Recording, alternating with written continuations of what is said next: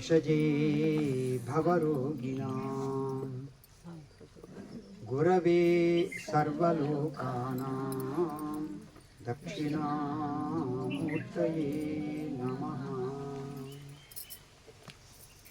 ॐ गुरुर्ब्रह्मा गुरुर्विष्णुः गुरुर्देवो महेश्वरः गुरुः साक्षात् परब्रह्म तस्मै श्री गुरवे नमः।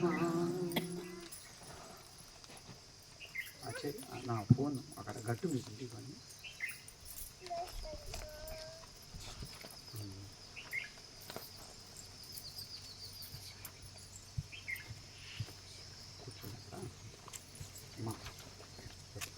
ఇప్పుడు అధ్యాత్మ శక్తులారా అది 2001 మనమందరము దాదాపు 75 మంది వ్యాసాశ్రమం వెళ్ళాము. ఆ కార్యక్రమంలో బృహత్ కార్యక్రమంలో పాల్గొన్నాము. 5 రోజుల కార్యక్రమంలో 4 రోజులు అక్కడే ఉన్నాము. ఇప్పుడు రాబోయేది 2026 అంటే 25 సంవత్సరాల తర్వాత వ్యాసాశ్రమానికి శత జయంతి ఉత్సవాలు జరగబోతున్నాయి. అప్పుడు మనం పాల్గొన్నది వజ్రోత్సవాన్ని. 25 సంవత్సరాలకు జరిపే కార్యక్రమాన్ని రజతోత్సవము, 50 సంవత్సరాలకు జరిపే కార్యక్రమాన్ని స్వర్ణోత్సవము, 75 సంవత్సరాలకు జరిపే కార్యక్రమాన్ని వజ్రోత్సవము, మరియు 100 సంవత్సరాలు పూర్తయినప్పుడు జరిపే కార్యక్రమాన్ని శత జయంతి ఉత్సవములు అంటారు. ఆ కార్యక్రమంలో పాల్గొని 25 ఏళ్ల తర్వాత వ్యాసాశ్రమంలో ఈ శత జయంతి ఉత్సవాల్లో పాల్గొనబోతున్నాము అని అంటే నిజంగా మనం అదృష్టవంతులము మరియు చిరంజీవులము కూడా. 25 ఏళ్ళు ఈ భూమి మీద హాయిగా ఉండి మనం తిరగలుగుతున్నామంటే నిజంగా అదృష్టమే. అప్పుడు జరిగిన కార్యక్రమం 5 రోజులు అయితే ఇప్పుడు జరగబోయే కార్యక్రమం వారం రోజులు, ఫిబ్రవరి 20 నుండి 26 వరకు జరుగుతుంది. మనకి ఇప్పటికే ఆహ్వానం వచ్చింది, వ్యాసం కూడా రాసి పంపించాను మీకు. ఈరోజు నేను చెప్పబోయే ఉపన్యాసం క్లుప్తంగా రాసిన వ్యాసం యొక్క సంపుటీకరణ లేదా క్లుప్తంగా చెప్పబోతున్నాను. ఆనందో మే భూయాత్ దుఃఖం కించిదపి నవాంఛామి. నాకు ఆనందమే కావాలి, దుఃఖం వద్దు అనేది ప్రతి ఒక్కరి యొక్క కోరిక. మానవుడి యొక్క జీవిత పోరాటం ఆరాటం అంతా ఇంతే. నాకు ఆనందం కావాలి, దుఃఖం వద్దు అని. అందుకోసం మనిషి శోధిస్తాడు, అన్వేషిస్తాడు. దేంట్లో? వ్యక్తుల్లోనూ వస్తువుల్లోనూ. బాగా గమనించుకోండి. దీన్నే ఏమంటారంటే నేను వస్తువులతో ఉండేమో బాంధవ్యాలు, వస్తువులతో ఉండేవేమో సంబంధాలు. ఇది సో మనం ప్రయత్నించేదంతా దేంట్లో అంటే వస్తువుల్లో మరియు వ్యక్తుల్లో. దీనికోసం ప్రయత్నిస్తూ ఉంటాడు మనిషి. ఈ ఆనందాన్నే సంతోషం అనొచ్చు, తృప్తి అనొచ్చు, శాంతి అనొచ్చు, సుఖం అనొచ్చు, హాయి అనొచ్చు. ఇలా అనే పేర్లతో మనం పిలవచ్చేమో దీన్ని. మానవుడికి 2 రకాలైనటువంటి కోరికలు ఉన్నాయి. ఒకటి సహజమైన కోరిక, ఇంకొకటి అలవాటు చేసిన కోరిక. Natural desire, cultivated desire. ఉదాహరణకు నీరు తాగాలి, దాహం వేసింది, అవసరం. ఆకలి కలిగింది, అవసరం. ఆ సమాధానం ఏమిటి? నీరు, అన్నం. అన్నం అంటే సంస్కృతంలో బాగా అర్థం చేసుకోండి. యత్ అత్తే తదన్నం, యత్ భుంజతే తద్భోజ్యం. ఏది భుజింపబడుతుందో దాన్ని భోజనము అంటాం. ఏది నవలబడుతుందో దాన్ని అన్నము అంటాం. అంటే అన్నము అని అంటే ఒక్క రైసే కాదు, ఏది తిన్నా కానీ అది అన్నమే, ఏది నవిలినా కానీ అది భోజనమే. అది అర్థం. ఇప్పుడు ఈ విధంగా సహజమైన కోరికలు చాలా ఉన్నాయి మానవుడికి. కళ్ళు తెరిస్తే రూపాలు కనపడాలి, చర్మానికి సుఖ స్పర్శ కావాలి, ముక్కుతో గాలి పీల్చుకోవాలి, వాసన పీల్చుకోవాలి, ముఖ్యంగా గాలి. తర్వాత చెవులతో శబ్దాలను వినాలి. ఇలాంటి కోరికలు సహజమైన కోరికలు. దానికి సహజంగా సృష్టిలో సమాధానం ఉంది, మన ప్రమేయం లేకుండానే ఉంది. ఇప్పుడు అసహజమైన కోరిక లేదా అలవాటు చేసిన కోరిక ఏమిటి అంటే, దాహం వేసింది, నాకు కూల్ డ్రింక్ కావాలి, పానకం కావాలి, కొబ్బరి నీరు కావాలి, ఇంకొకటి ఏదో పానీయం మదిరా పానం కావాలి అంటే దొరికితే దొరకవచ్చు, దొరకకపోతే దొరకకపోవచ్చు. ఎందుకు దొరకపోవచ్చు అంటే అది సహజమైన కోరిక కాదు. సహజమైన కోరికకు సర్వత్రా సర్వదా సమాధానం ఉంటుంది. ఎక్కడైనా కానీ, ఎడారిలో ఉన్నా కానీ ఏదో ఒక ఆహారం దొరుకుతుంది, మీకు అడవిలో ఉన్నా కానీ ఏదో ఒక ఆహారం దొరుకుతుంది. నాకు పిజ్జానే కావాలి, బర్గరే కావాలి, లేకపోతే ఇంకోటి కావాలంటే అది దొరుకుతుంది, లేకపోతే లేదు. దాహానికి నీరు కావాలి అన్నప్పుడు ఎక్కడైనా దొరుకుతుంది. నాకు కూల్ డ్రింక్ కావాలి, మిరిండా కావాలంటే దొరకపోవచ్చు. ఇప్పుడు మన టాపిక్ ఏమిటంటే ఆనందంలోకి వద్దాం. నాకు ఆనందం కావాలి, దుఃఖం వద్దు అన్నాము. దీన్ని విచారిస్తే ఇది సహజమైన కోరిక లేదా ఎవరైనా పెద్దలు అలవాటు చేసిన కోరిక అనేది విచారిస్తే, సహజమైన కోరిక అని తెలుస్తుంది. ఇది ఎవరో అలవాటు చేసింది కాదు. చిన్న వయసులో తండ్రితో నేను బయటికి వెళ్ళినప్పుడు నాన్న అదిగో అని, నాకు మాట సరిగ్గా రావు కాబట్టి అటువైపు చూపించాను. ఏంటది, బిస్కెట్ ప్యాకెట్ వేలాడుతూ ఉంది, లేదా చాక్లెట్ ప్యాకెట్ వేలాడుతూ ఉంది, కావాలి అన్నాను. 1-2 సార్లు ఆయన ఏం చేశాడంటే నన్ను కొట్టుకు తీసుకెళ్ళి జేబు నుంచి తీసి వాడికి అది ఇచ్చి ఇది ఇచ్చాడు నాకు. నేను అది తినటం మొదలుపెట్టాను. 1 సంవత్సరం అయిన తర్వాత, నాన్న ప్యాకెట్ ఇప్పుడు వదిలేశాను, కావాల్సింది ఏంటి డబ్బులు. అంటే అది రావాలంటే ఇది ఉండాలి. అప్పుడు షిఫ్ట్ అయింది నాది కోరిక, డబ్బు అన్నాను. ఇంకొన్ని రోజులు అయిన తర్వాత, నాన్న ఏం కావాలి, బంగారం కావాలి, ఇంకొకటి కావాలి, ఆస్తులు కావాలి. ఇట్లాగా కోరికలు మనకు మారుతూ ఉంటాయి. కానీ సహజమైన కోరిక ఆనందం కావాలి, ఆ బిస్కెట్ ద్వారా నా కడుపు నిండాలి, కడుపు నిండితే నాకు ఆనందం కలుగుతున్నది మాత్రం ఎప్పుడూ మారదు. కనుక మనకు పంచేంద్రియాలు ఉన్నాయి. ఈ పంచేంద్రియాలు శ్రోత్ర, త్వకు, చక్షు, రసనం, ఘ్రాణం, ఈ 5 ద్వారా శబ్ద స్పర్శ రూప రసగంధాదులను మనం ఎప్పుడు కూడా గ్రోలుతూ ఉన్నామో, అనుభవిస్తూ ఉన్నామో, ఎంజాయ్ చేస్తూ ఉన్నాము.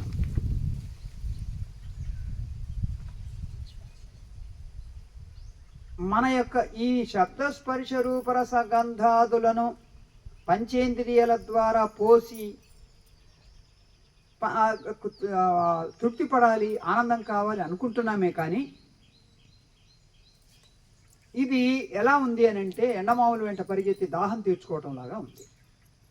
దీనికోసం మానవుడు వీటిని తృప్తిపరచడానికి ఈ భూలోకంలో ఉండే వస్తువులుగా చాలక మంగళగ్రహం మీదకి, ఇంకా దూరంగా చంద్రగ్రహం మీదకి, ఇంకా దూరంగా వేరే గ్రహాల మీద కూడా వెళ్తూ ఉన్నాడు. అంత దీనికోసమే నూతన ఆవిష్కరణలు చేపట్టాడు. సైన్స్ కనుక్కున్నాడు. సైన్స్ ద్వారా టెక్నాలజీ వచ్చింది. టెక్నాలజీ ద్వారా బోలెడన్ని నూతన వస్తువులు కనుక్కున్నాడు, శోధించాడు, తయారు చేసుకున్నాడు, వాడుకుంటూ ఉన్నాడు. ఇంతకుముందు 100 సంవత్సరాల క్రితం ఛాయిస్ ఏమైనా ఉందంటే, ఏదైనా తినాలి అని అంటే, నేను చెప్పేది నా అనుభవం ఒక 50 సంవత్సరాల క్రితం. 100 సంవత్సరాల పూర్వం అన్నప్పుడు ఏదైనా తినాలి అని అంటే ఏముంది, అన్నము, లేకపోతే ఏదైనా పండ్లు ఉంటాయి, లేకపోతే మరి ఏమన్నా ఉప్పు శనగలు ఏమైనా ఉంటాయో ఉండవో తెలియదు, లేదా బొరుగులు ఉండేవి. ఈ చాక్లెట్లు కానీ బిస్కెట్లు కానీ ఉండేవి కాదు.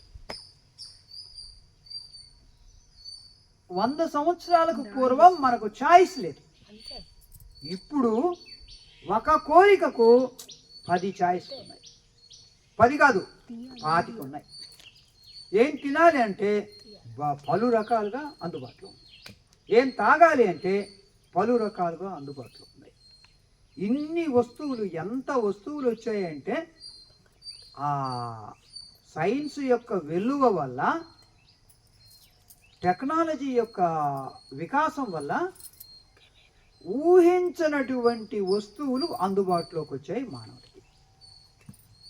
సో ఇప్పుడు మీరు మాల్కి వెళ్తే, హోటల్కి వెళ్తే ఏమన్నా తినాలి, తాగాలి అనుకుంటే ఏది కావాలని చూజ్ చేసుకోవాలి, ఎన్నుకోవాలి. ఇంతకుముందు అట్లా లేదు, ఏదో ఒకటి ఉండేది తినేసి. మరి ఇంత ఛాయిస్ వచ్చినా కానీ మనిషి ఏమైనా ఆనందంగా ఉన్నాడా అని శోధిస్తే ఏమీ కనపడటం. ఇంకా అలజడి, అసంతృప్తి ఎక్కువైపోయింది మానవుడికి, ఎక్కువైపోయింది.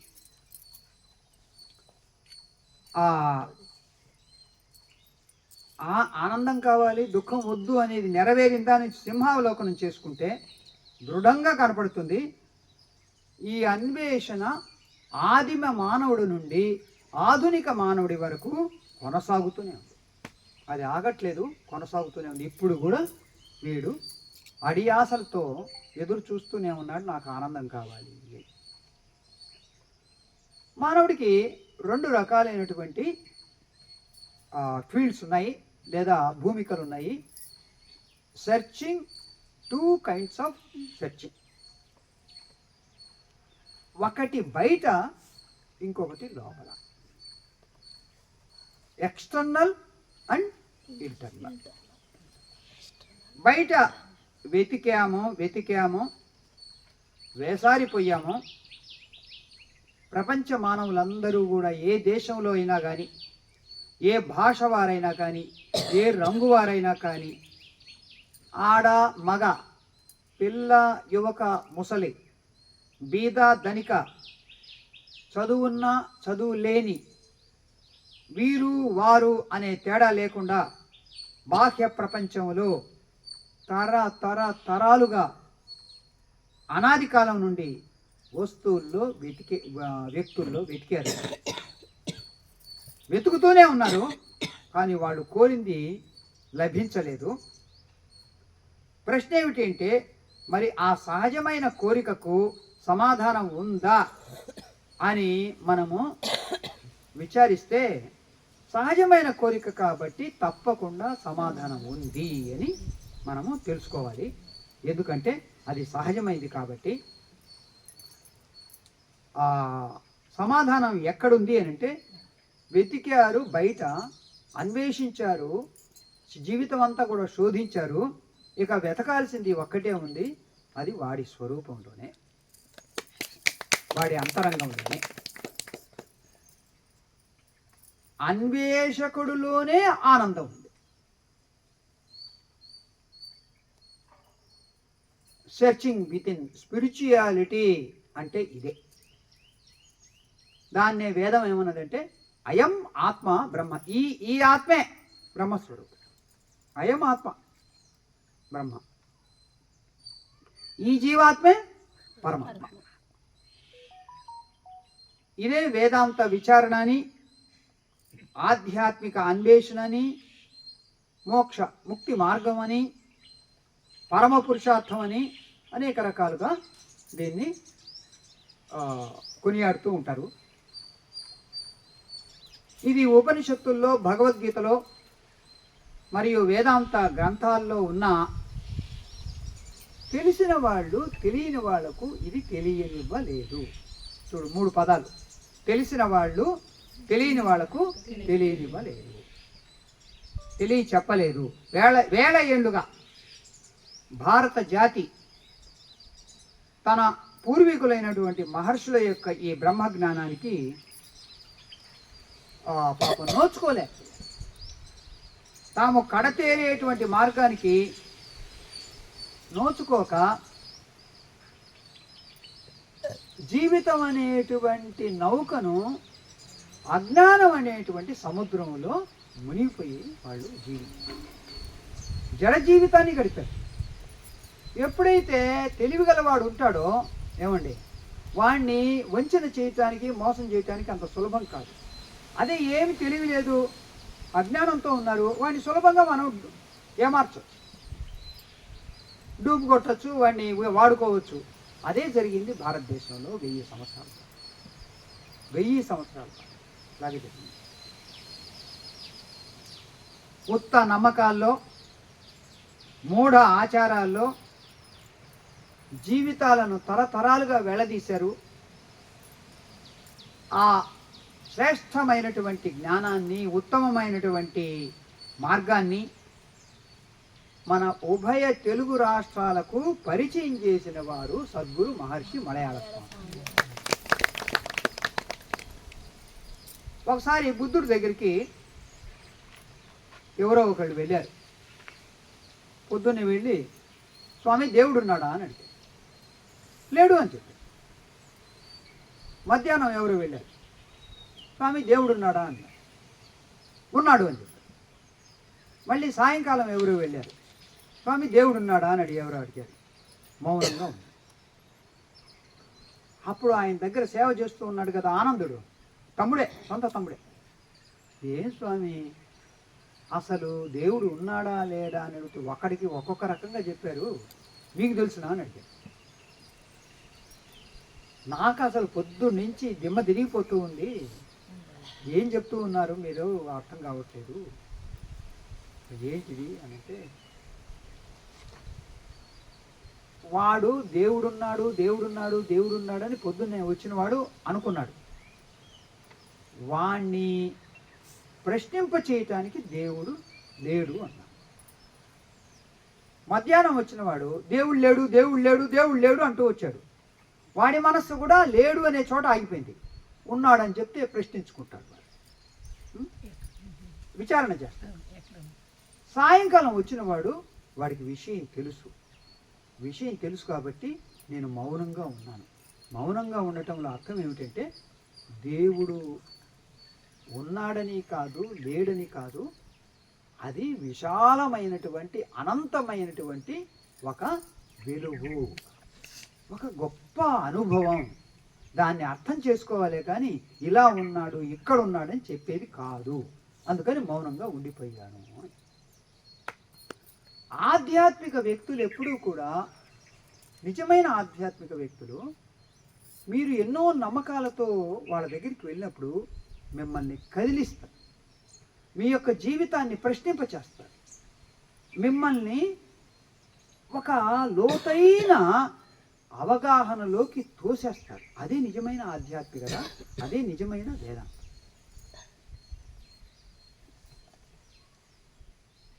సద్గురు మహర్షి మలయాళ స్వాముల వారు ఆంధ్ర రాష్ట్రానికి అడుగుపెట్టినప్పుడు 1926లో మనము పురాణాలు వింటూ ఉండేవాళ్ళం. అంతే, ఇంకా మనకు తెలిసింది మా రామాయణం, మహాభారతం, దర్శ.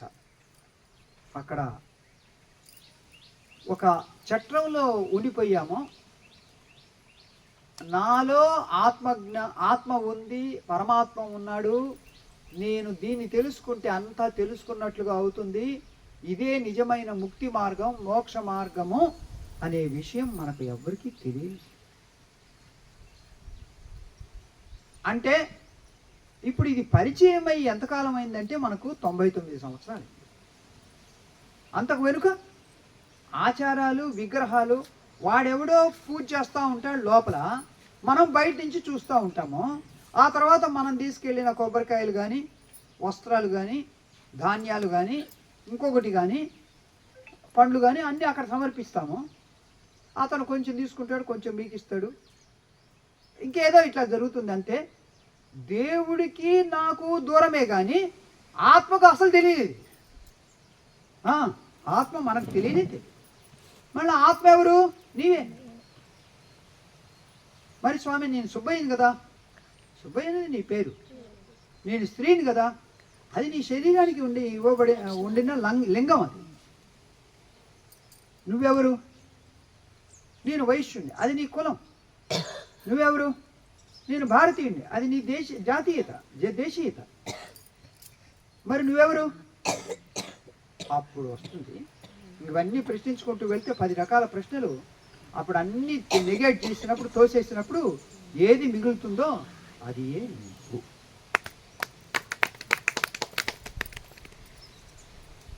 ఈ జ్ఞానాన్ని మహర్షి మలయాళ స్వామి వారు మనకు అందించారు. వారు ఇక్కడికి వచ్చే ముందే గోగర్భంలో 12.5 సంవత్సరాలు తపస్సు చేశారు. 12 సంవత్సరాల 5 నెలల 13 నెలలు 13 రోజులు వారు తపస్సు చేశారు. అక్కడ ఉన్నప్పుడే శుష్క వేదాంతతమో భాస్కరం అనే గ్రంథం రచించారు. దాని వెనుక వెంకటేశాది పూజా పంచరత్నమాల అనే గ్రంథం రచించారు. ఆ చివరిలో రచించిన గ్రంథం ధ్యానామృతం అని, అది తన అనుభవాన్ని ఆయన వెల్లడించారు. 3 పుస్తకాలు గోగర్భంలో ఉన్నప్పుడే రచించారు. అది అంతా కూడా 1920 నుంచి 26 వరకు జరిగినటువంటి రచన ఆయన చేసింది.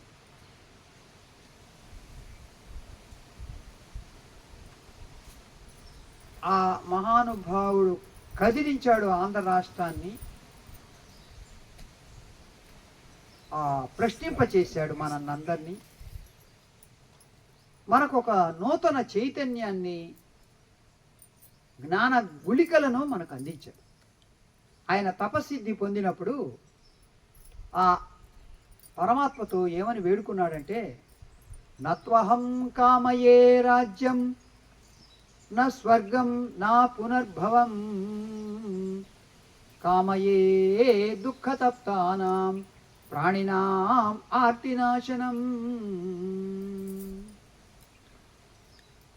ఓ పరమేశ్వర, నా యొక్క తపస్సు యొక్క ఫలితం వల్ల రాజ్యము వద్దు, రాజ్య సుఖాలు వద్దు, స్వర్గాలు కానీ, మంచి రాజుల యొక్క, చక్రవర్తుల యొక్క కుటుంబంలో పునర్జన్మ కానీ, ఇవి ఏవి వద్దు. మరి ఏం కావాలి? దుఃఖితుల యొక్క, దీనార్తుల యొక్క, కష్టార్తుల యొక్క వాళ్ళ దుఃఖాన్ని పోగొట్టే విధంగా నాకు శక్తినివ్వుము అని కోరారు. ప్రాణినాం ఆర్తి నాశనం. ఆర్తి అంటే కష్టం, దుఃఖం, బాధ. దాన్ని నాశనం చేసేటువంటి తేజస్సునివ్వము, శక్తినివ్వము అని కోరారు. అది ఆ విధంగా వారు ప్రార్థన చేశారు ఆ అనంతమైనటువంటి పరమాత్మతో తనకు తపస్సిద్ధి కలిగినప్పుడు. ఎంత విశాలమైనటువంటి భావమో చూడండి వారిది. అదే సంస్కృతంలో ఏమంటారంటే, ఇది మనుస్మృతిలో ఉదార చరితానాంతు వసుధైవ కుటుంబకం అంటారు. ఎవరి యొక్క హృదయం ఉదారంగా, విశాలంగా ఉందో ప్రపంచమే వారి యొక్క కుటుంబం అంటారు. అది వసుధైవ కుటుంబకం. ఆ మహానుభావుడు ఉభయ తెలుగు రాష్ట్రాలకు ఆధ్యాత్మిక రంగంలోకి అడుగుపెట్టినప్పుడు మనకు తెలిసింది ఏమిటంటే, మూఢాచారాలు, మతాచారాలు, మూఢభక్తి, దేవుణ్ణి కోరికలు కోరటం, లోపల ఎవరో పూజలు చేస్తూ ఉంటే బయట నుంచి చూడటం, ఇంకా ఇట్లాంటి ఆచారాలే. కానీ ఎంత మూఢాచారాలు ఉండేవో చెప్పలేము. నా చిన్న వయసులో కూడా కొన్ని నడుస్తూ ఉండే. మానవుడి యొక్క మూల కోరిక ఏమిటి అని అంటే అసలు కోరాల్సింది దేన్ని, జీవితానికి అర్థం పరమార్థం ఏమిటి, జీవిత గమ్యం ఏమిటి, ఆధ్యాత్మికం అంటే ఏమిటి అనే వాతావరణమే ఇక్కడ లేదు ఈ దేశంలో. ఎక్కడైతే ఈ ఆధ్యాత్మిక చింతన, ఆత్మజ్ఞానము, బ్రహ్మ జిజ్ఞాస అనేది అనేక వేల సంవత్సరాల పూర్వం బయలుదేరిందో, పుట్టిందో, అక్కడే లేకుండా పోయింది. మరి ఏముంది అంటే దేవుడు అక్కడున్నాడు, నువ్వు ప్రార్థన చెయ్యి, నీ కోరికలు నెరవేరుస్తాడు.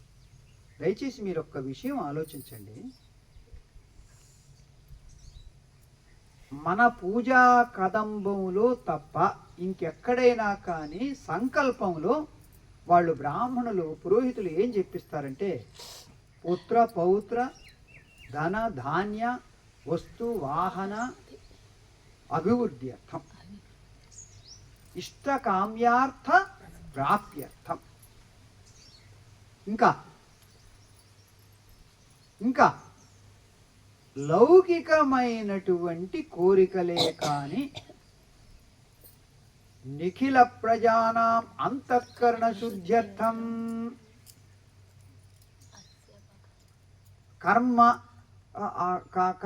కర్మ నివృత్త్యర్థం, అందరూ బాగుండాలి, వాళ్ళల్లో నేనుండాలి, అందరూ కూడా లోకా సమస్త సుఖినం, ఆ సంకల్పమే ఎవరి నోటి నుంచి రాని.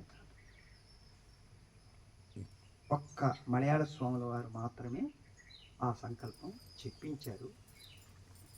అదే మనకు పూజా కదంబంలో కనపడుతుంది. వారు పాదయాత్రలో ఉన్నప్పుడు బద్రీకా క్షేత్రం వెళ్ళినప్పుడు ఆ బద్రీనాథ్ ఆలయం ముందే బ్రహ్మకపాలం అని ఉంది. మీరు వెళ్ళి చూసారో లేదో, అక్కడ అందరికీ పిండ ప్రదానం చేస్తూ ఉంటారు. ఆ నది పారుతూ ఉంటుంది. ఆ నది ఒడ్డునే ఈ ఉష్ణకుండం, ఆ ఉష్ణకుండం పక్కనే ఈ బ్రహ్మకపాలం. అక్కడ బ్రహ్మకపాలంలో వారు ఏం చేశారు అంటే సంకల్పం చెప్పి, వారే సంకల్పం చెప్పుకొని వారే పిండ ప్రదానం విడిచేశారు. ఏమని సంకల్పం చెప్తున్నారంటే, ఓ పరమేశ్వర, మీ యొక్క కృపచేత ఈ భూలోకంలో ఉండే అందరూ పితృదేవతలు కూడా వాళ్ళు ముక్తిని పొందుదురుగాక, సద్గతిని పొందుదురుగాక అని సంకల్పం. ఎవరు ఆ చూసే వాళ్ళందరూ ఆశ్చర్యపోయారు. తన తండ్రి యొక్క పేరు, తాత యొక్క పేరు, జయనాయన పేరు, జయ పేరు, వాళ్ళ పేర్లు చెప్పుకొని వాళ్ళు ముక్తిని పొందాలి, ఆ సద్గతిని పొందాలి అని విడుస్తారు. కానీ ఈయనే తర్పణం తయారు చేసుకుని ఈయనే ఈ భూలోకంలో ఉండినటువంటి పితృదేవతలందరూ కూడా సద్గతిని పొందురుగాక అని ఆ మహానుభావుడు సంకల్పం. అది వారి యొక్క హృదయం, వారి యొక్క వైశాల్యత, వారి యొక్క దీర్ఘ దృష్టి. అది వారి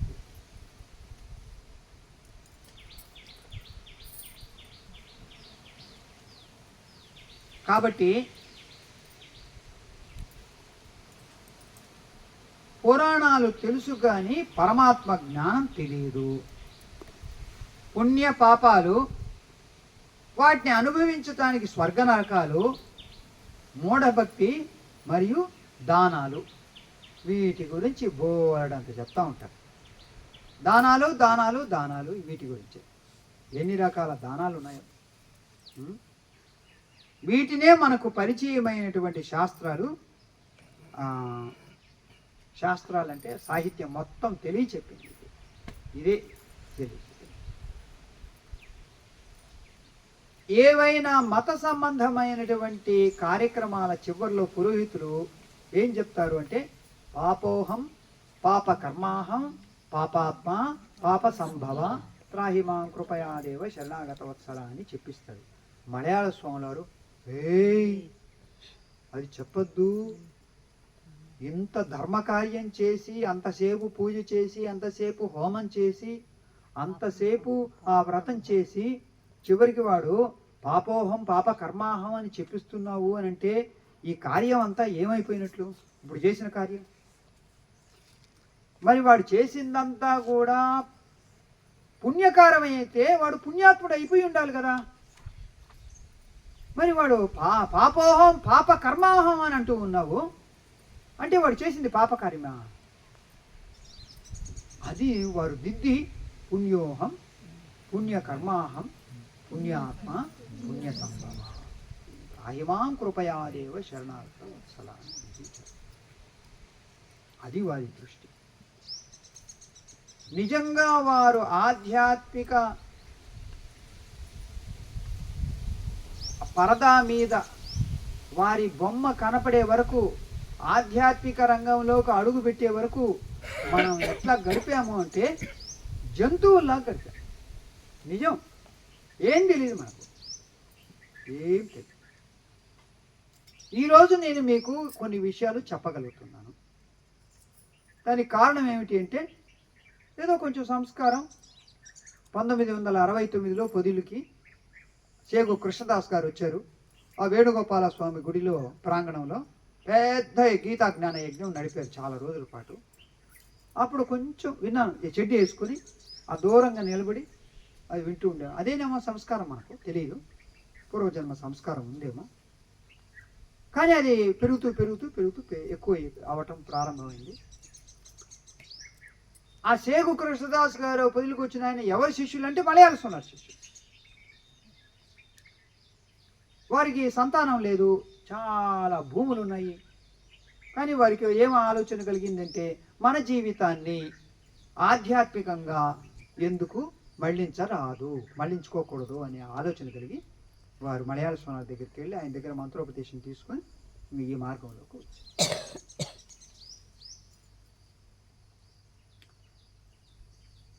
సో వారి యొక్క దృష్టి, మలయాళ స్వాములు వారి యొక్క దృష్టి జ్ఞాన దృష్టి, విశాలమైన హృదయం.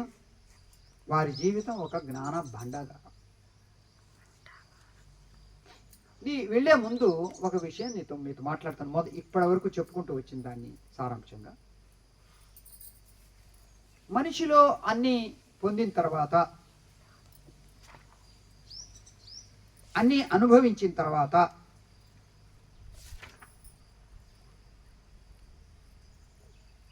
ఒక వయసు వచ్చిన తర్వాత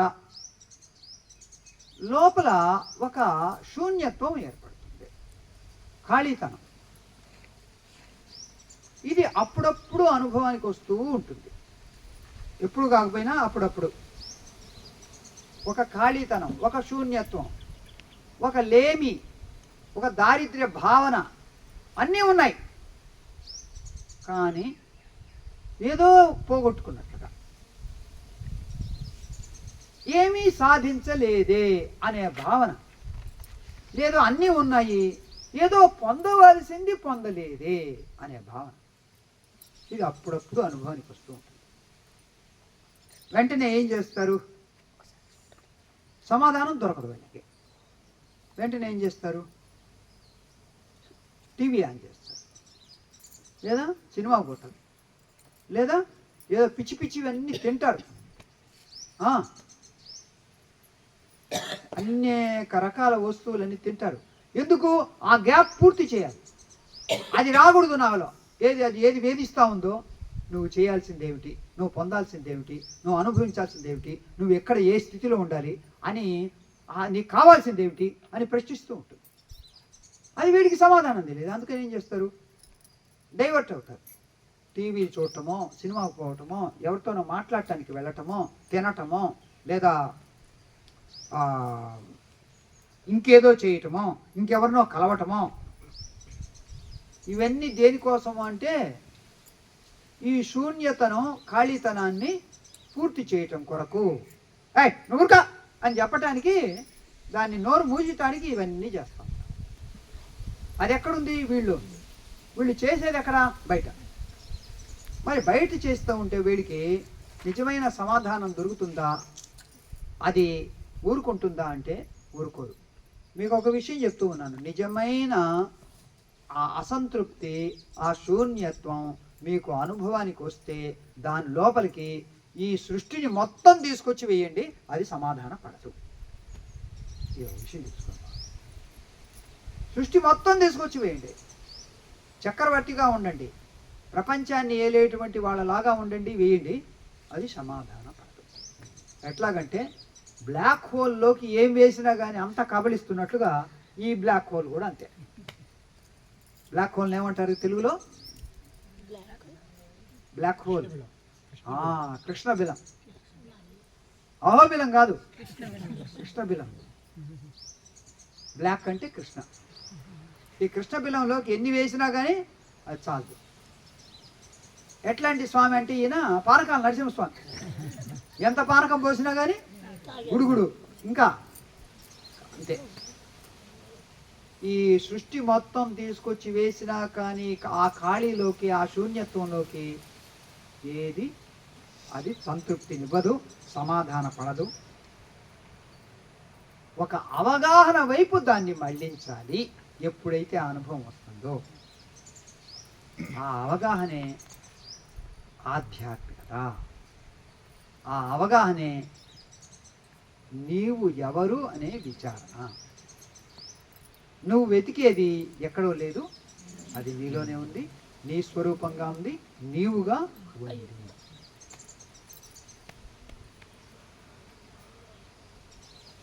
ఒక మనిషి బుద్ధుడి దగ్గరికి వెళ్ళి నాకు సంతోషం కావాలి అని కోరాడు. నాకు సంతోషం కావాలి, సరే. ఒక గంట అయిన తర్వాత నాకు అనేది కొట్టేయి అని చెప్పాడు. సరే కొట్టేశాడు. ఇంకొక గంట అయిన తర్వాత కావాలి అనేది కొట్టేశాడు. మిగిలింది ఏమిటి? అంతే, మిగిలేదు అదే నువ్వు. ఆ సంతోషం ఉండే చోటే ఆనందము, శాంతి, తృప్తి అన్నీ పెట్టుకో.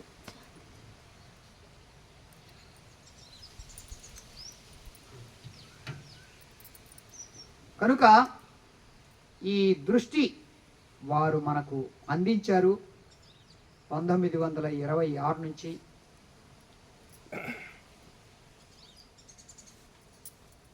మీకు ఒక విషయం చెప్తే ఆశ్చర్యపోతారు. 1913 నుంచి 26 వరకు అక్కడ వారు తపస్సులో గడుపుతారు. ఎవ్వరి నుంచి ఏమీ ఆశించలేదు. వీలైనంత వరకు ఇతరులకు సహాయం చేస్తూ వచ్చారు. దేవాలయానికి 1.5 కిలోమీటర్ దూరంలో ఒక లోయలో, గోగర్భంలో, నిర్మానుష్యమైన జాగాలో వారు ఉంటూ వచ్చారు. ఒక్కొక్కసారి తినటానికి ఏమీ లేకపోతే అక్కడ క్షేత్రపాలక గుండు అని ఒక పెద్ద గుండు ఉంది. అక్కడికి వచ్చి కొంతమంది పిండ ప్రదానం చేసుకొని వెళ్ళిపోతుండేవాళ్ళు. వాళ్ళు వెళ్ళిపోయిన తర్వాత తినటానికి ఆకలిగా ఉంటే ఆ పిండాలు తినేవారు. చీపకు కూడా అపకారం తలపెట్టినటువంటి వ్యక్తి వారు. అలాంటి వారిని అక్కడ ఉండినటువంటి పురోహితులు, వైష్ణవులు ఆయన్ని బహిష్కరించాలి, కొండ దిగిపోమని వెళ్ళాలి అని ఆజ్ఞ చేయాలి అని ఆ హతీరాంజీ మఠాధిపతి దగ్గరికి వెళ్ళి ఆయన దగ్గర ధర్నా చేశారు. వీళ్ళు ఆయన వెళ్తే ఇక్కడి నుంచి వెళ్ళిపోతేనే, పంపించేస్తేనే మేము పూజలు చేస్తాం, లేకపోతే చెయ్యము అన్నారు.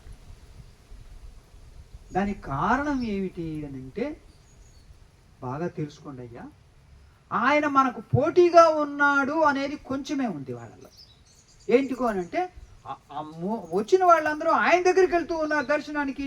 అక్కడ వరుసగా ఆ పార ఉంటుంది, ఇట్లా పై నుంచి కింద వరకు పార ఉంటుంది. అక్కడ కూర్చుంటారు 100 మంది ఆయన కోసం. విశేష రోజుల్లో, ఎండాకాలంలో ఎక్కువ మంది వెళ్తుండేవాళ్ళు. అది కొంచెమే వాళ్ళకు అసూయ. ముఖ్యమైన కారణం ఏమిటి అంటే, ఆయనకు దక్షిణలు సమర్పిస్తూ ఉన్నారు. దీన్ని ఏం చేస్తున్నాడు ఆయన? పుస్తకాలు వచ్చి వేయటం, వచ్చే వాళ్ళకు పుస్తకాలు ఇవ్వటం, బీద వాళ్ళకి ఇవ్వటం, అడుక్కు తినే పిల్లలకు ఇవ్వటం, ఇది చేస్తూ వచ్చాడు. అది కోపం తెప్పించింది. ఇప్పుడు మీరు చెప్పండి, నేను ఆ ప్రశ్న ఏమిటి అంటే, హిందూ మతం అనేది 2% ఉండేవాళ్ళు సంపాదించుకోవటానికే ఉందా? ఇది నా ప్రశ్న. అంతే కదండి. మీరు ఏ పేరంటం చేసినా, ఏ పబ్బం చేసినా, ఏ వ్రతం చేసినా, ఏ పెళ్లి చేసినా వాళ్ళని పిలిపించాలి. ఇంకెవరికి ఉంది హక్కు? హక్కు లేకుండా చేసేసారే. ఏమి లేకుండా చేసేసారు? నువ్వు శాస్త్రం చదవకూడదు, సంస్కృతం చదవటానికి వీల్లేదు, వేదం చదవటానికి నేర్చుకోవడానికి వీల్లేదు, ఓంకారం పలకటానికి వీల్లేదు, గాయత్రి మంత్రానికి అర్హుడివి కాదు, మరియు సన్యాసి దీక్షవు అర్హుడివి కాదు. మరి దేనికి అర్హుడివి నువ్వు అంటే పని చేసి సంపాదించుకొని వాళ్ళను సాకటానికి నువ్వు అర్హుడివి. ఇంతే. నా మాటలు ఏమైనా కొంచెం కటువుగా ఉండవచ్చు, కానీ వాస్తవం మాత్రం ఇదే జరిగింది. ఇదే జరిగింది.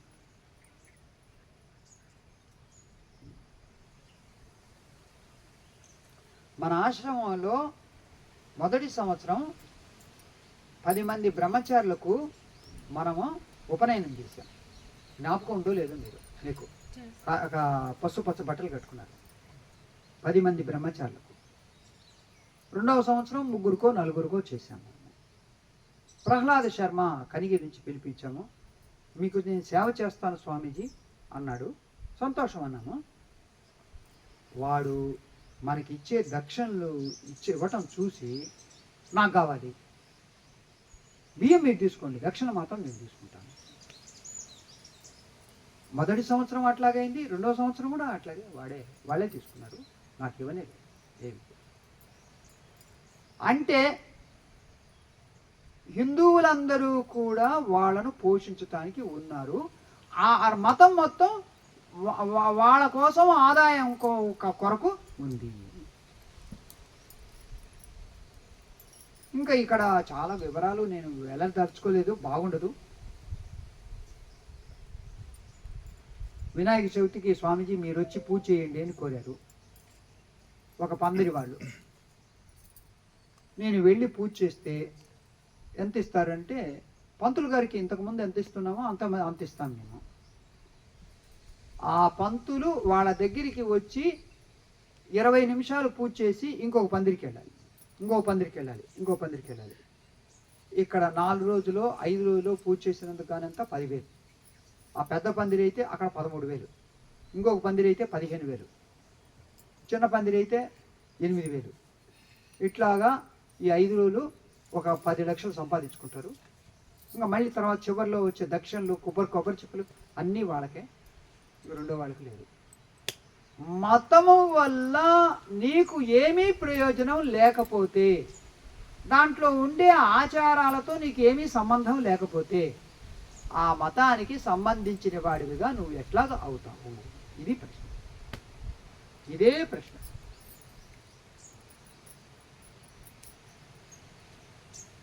ఆ మతానితో సంబంధం ఏముంది నీకు? శాస్త్రం చదువుకోవటానికి, వేదం చదువుకోవటానికి నీకు అర్హత ఉందా అంటే లేదు. ఓంకారం పలకటానికి కూడా అర్హత లేదు. సన్యాసి దీక్షకు అసలే లేదు. ఎట్లా అర్హుడివి? దీన్ని మార్చినటువంటి వారు సద్గురు మహర్షి మలయాళ వారు ఇచ్చారు మనకు. నిజం చెప్తూ ఉన్నానండి, బాగా గ్రహించండి. భారతదేశంలో ఈనాడు కూడా హిందూ మతం కొంతవరకు గౌరవనీయంగా ఉంది అంటే దానికి కారణం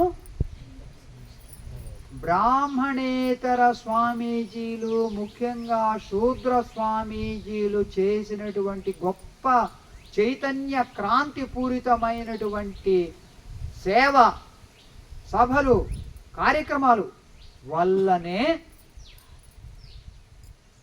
ఇంకా 60% హిందువులుగా ఉన్నారు. లేకపోయి ఉంటే, శూద్రులందరూ కూడా వేరే మతాల్లోకి వెళ్ళిపోయి ఉంటే హిందూ మతం ఎప్పుడో కనుమరుగైపోయింది. వాళ్ళు చేసిన సేవ, బ్రాహ్మణులు చేసిన సేవ కాదు. వాస్తవం అర్థం చేసుకో.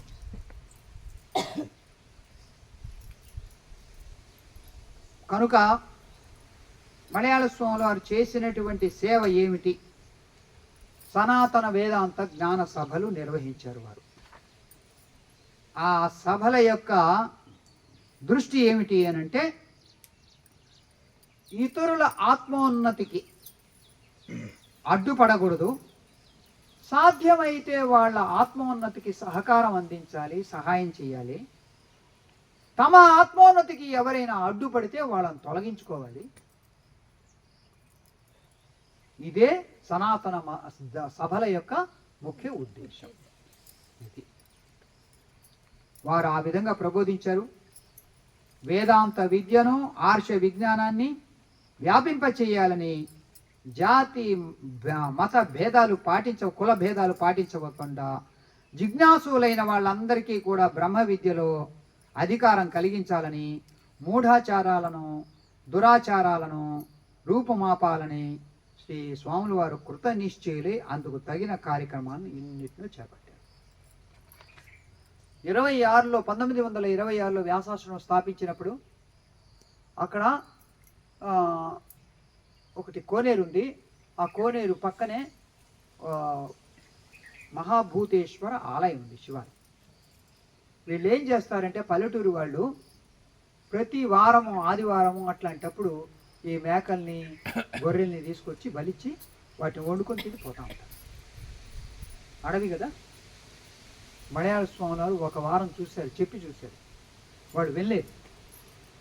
రెండో వారం మళ్ళీ తప్పెట్లు కొట్టుకుంటా ఈ జంతువులకు ఆ కుంకుమ పసుపు అన్నీ పూసి తీసుకొచ్చారు. బలివ్వాలి అనుకున్నప్పుడు చెప్పారు. ఆయన శిష్యులు వరుసగా 5 మంది వెళ్ళి ఆ జంతువుల్ని బలిచ్చే ఆ వద్యశిల మీద వీళ్ళు తలలు పెట్టుకోరు. మమ్మల్ని బలివ్వండి, అప్పుడు మీరు జంతువులను బలివ్వచ్చు, వండుకోవచ్చు, తినచ్చు అని అంటే, అమ్మ మనుషులను బలివ్వటమా అని వాళ్ళు మానుకొని వెళ్ళిపోయారు. అంత గొప్ప త్యాగం వారు చేబూన బట్టి ఆ ప్రాంతంలో జంతు బలి అనేది లేకుండా పోయింది. అంటే ఒక మూఢ మనుషుల చేత జంతు బలిని నివారించటానికి తన స్వయంగా బలి ఇవ్వటానికి సంసిద్ధమైనప్పుడే అది మానుకోబడ్డదే కానీ లేకపోతే అంత సులభంగా వదిలేవాడు కాదు. ఇది వారు చేసిన గొప్ప త్యాగం. కనుక సనాతన వేదాంత జ్ఞాన సభలు, యథార్థ భారతి మాస పత్రిక మరియు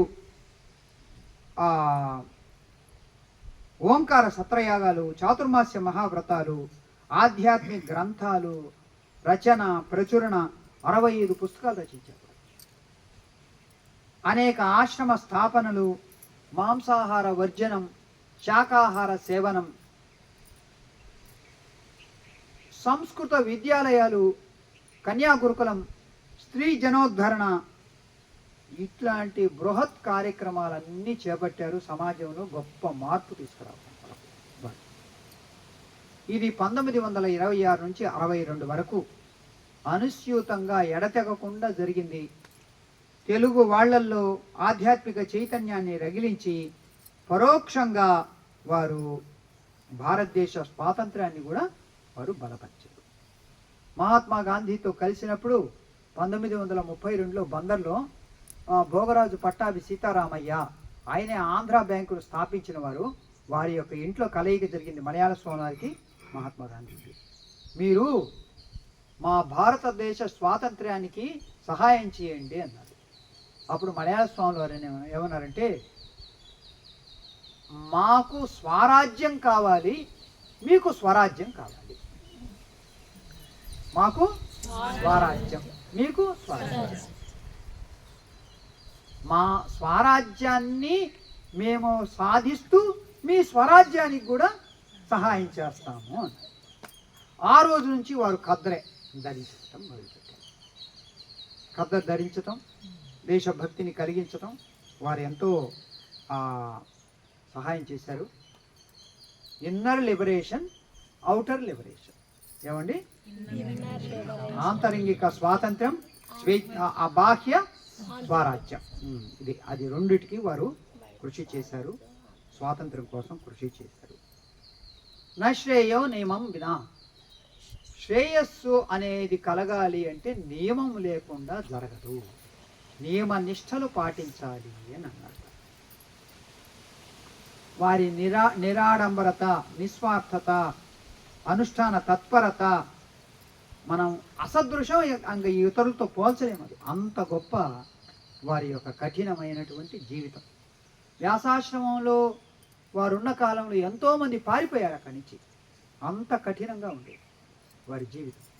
ఏది పొద్దున్న లేచిన దగ్గర నుంచి మధ్యాహ్నం 12 గంటల వరకు భోజనం వరకు ఇంకేమీ లేదు తినటానికి. ఎవరుంటారు? ఇంకా అందరూ వచ్చి ప్రార్థన చేసి, స్వామి నాష్టా కావాలి స్వామి అని కోరుకొని ఇంకా నాష్టా పెట్టారు. అప్పటి నుంచి వారు చెప్పటం మొదలుపెట్టారు, ఒరేయ్ నాష్టా వచ్చిన దగ్గర నుంచి నిష్ట పోయిందిరా అని. నిష్ట నష్టం అయిపోయిందిరా. ఏమి నాష్టా వచ్చిన దగ్గర నుంచి నిష్ట నష్టమైపోయింది అనేవారు. అంత కఠినంగా ఉండేవారు వారు. ప్రతి క్షణము ప్రతి కణము పరోపకారానికే వినియోగింపబడింది వారి జీవితంలో. భగవద్గీతలో ఒక శ్లోకం ఉంది, సర్వభూతేషు చాత్మానం సర్వభూతాని చాత్మని సమం పశ్యన్నాత్మయాజీ స్వరాజ్యమధిగచ్చతి. ఈ శ్లోకం ఏ అధ్యాయంలో ఉందో చూసి నాకు మీరు చెప్పండి. భగవద్గీతలో ఏ అధ్యాయంలో ఉంది చూసి చెప్పండి.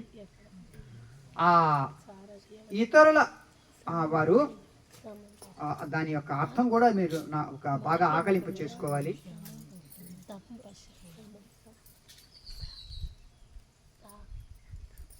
ఇక ముగిస్తూ ఏమని చెప్తున్నానంటే, అదొక తేజో పుంజం, అదొక జ్ఞాన గంగ, అదొక నశ్రేయో నియమం వినా నియమ నిష్ఠల ఆదర్శం, అదొక వేదాంతాంబుది నుండి వెలువడినటువంటి ఉప్పెన, అదొక ముందు కాలుడిన వెనక్క మరల్చలని నిర్భయ ఉత్తుంగ హిమాలయ నగం, అదొక జ్ఞాన భాస్కర కిరణావళి, అదొక చరాచర సుఖాభిలాషి, అదొక అనంత వినీల ఆకాశ సదృశ అసంగానందం, అదొక ఆంధ్ర దేశోద్ధారకం, అదొక దయగల హృదయమే భగవన్ నిలయం, అదొక లివింగ్ లైబ్రరీ, జీవించి ఉండే గ్రంథాలయం. ఇవన్నీ ఒక్కచోటే కలిసి ఉన్నాయా? ఉన్నాయి. అదే మహర్షి సద్గురు మలయాళం.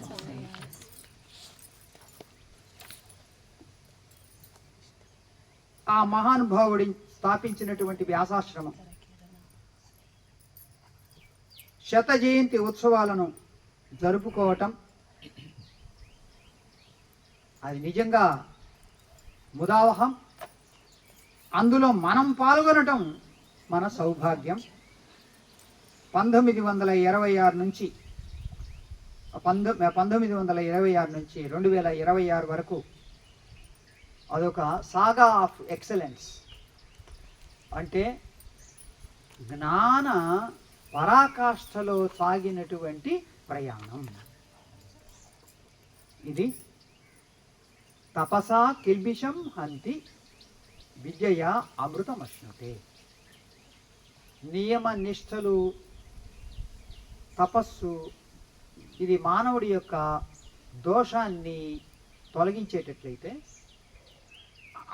ఆ మానవుడు పొందిన జ్ఞానం అమృతత్వాన్ని అతనికి ప్రాప్తింపచేస్తుంది, అతనికి మోక్షాన్ని అందింపజేస్తుంది. ఓం తత్సత్. హరి ఓం, హరి ఓం. స్వస్తి ప్రజాభ్యః పరిపాలయంతాం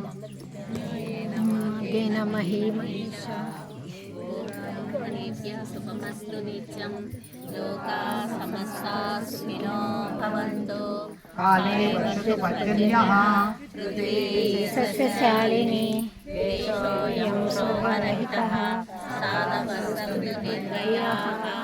ఓం అసతో మా సద్గమయ తమసో మా జ్యోతిర్గమయ మృత్యోర్మా అమృతంగమయ. ఓం పూర్ణమదః పూర్ణమిదం పూర్ణాత్ పూర్ణస్య పూర్ణమాదాయ